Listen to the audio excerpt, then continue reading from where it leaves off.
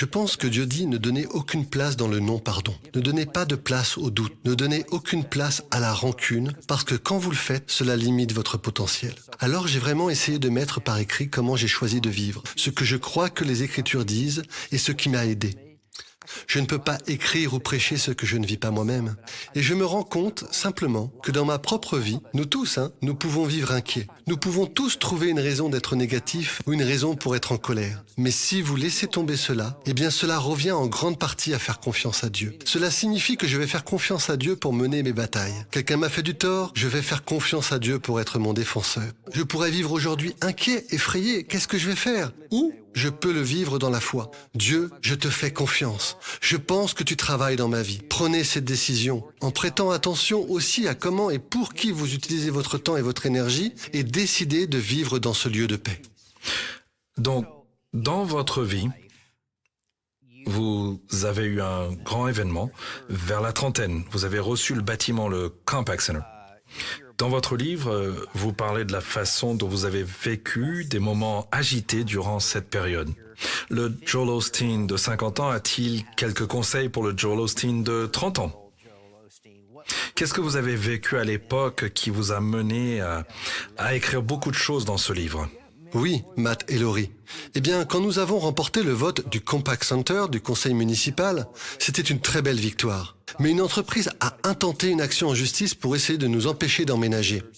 Et donc, pendant quelques années, j'avais dit à la congrégation que c'était la nôtre et que nous allions de l'avant. Et pourtant, ce procès est en place et nos avocats nous ont dit que nous ne savions pas avec certitude si nous gagnerions. Il y avait un combat juridique et pendant de nombreuses nuits, je me suis réveillé en disant « Tu sais quoi? Ça ne marchera pas. Qu'est-ce que tu vas faire?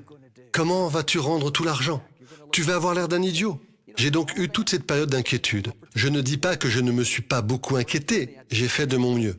Mais maintenant, en y repensant, Matt et Laurie, vous savez que 2 ans plus tard, le procès a été gagné. Dieu nous a fait gagner le procès. Ce que je ne me disais pas il y a 20 ans, c'était « Joël, fais confiance à Dieu. Il est aux commandes.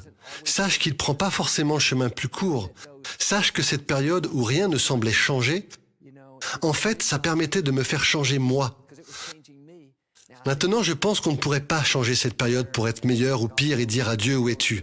Vous savez, heureusement que je me suis tourné vers Dieu et que j'ai dit « Dieu, je te fais confiance. Dieu, aide-moi à y croire. Je te remercie d'avoir mené nos batailles. » Cela m'a aidé à croire plus fort et comprendre que Dieu fait un travail en nous. Alors maintenant, j'ai appris à lui faire encore plus confiance. Dieu ne nous conduit pas toujours sur le chemin que nous pensons emprunter, mais il est maître de la situation. Alors on doit vider le doute, vider l'inquiétude.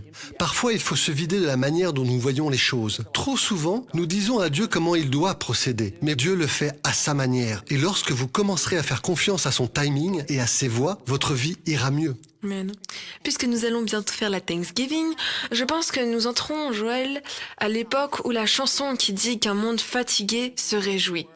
Je pense qu'un monde fatigué va commencer à se réjouir ici. Et je pense que ça devrait être aujourd'hui. Et je pense que Joël vient en grande partie d'un cœur reconnaissant. Et je pense que le moyen de vider le négatif peut commencer par compter nos bénédictions. Et à être reconnaissant pour les choses que nous avons. Je pense qu'il y a beaucoup de bouleversements dans le monde et il y a beaucoup de chaos, mais nous avons tellement de raisons de louer Dieu et de remercier Dieu. Quel rôle cela joue-t-il dans le fait de vider toutes les mauvaises choses? Je pense que c'est tellement important, Laurie. Tout dépend de votre point de vue. Vais-je me concentrer sur ce qui ne va pas? Rester figé, rester blessé, rester aigri, rester découragé? Ou vais-je dire, Seigneur, j'ai quelques torts, mais Seigneur, je suis reconnaissant d'être en vie. Je suis reconnaissant que mes bras travaillent aujourd'hui. Je suis reconnaissant d'avoir un toit au-dessus de ma tête. Vraiment, tous ceux qui nous regardent, je veux dire que, vous savez, vous avez de l'électricité, vous avez une télévision ou Internet. Et d'une manière ou d'une autre, je veux dire que dans certains endroits, nous serions considérés comme riches.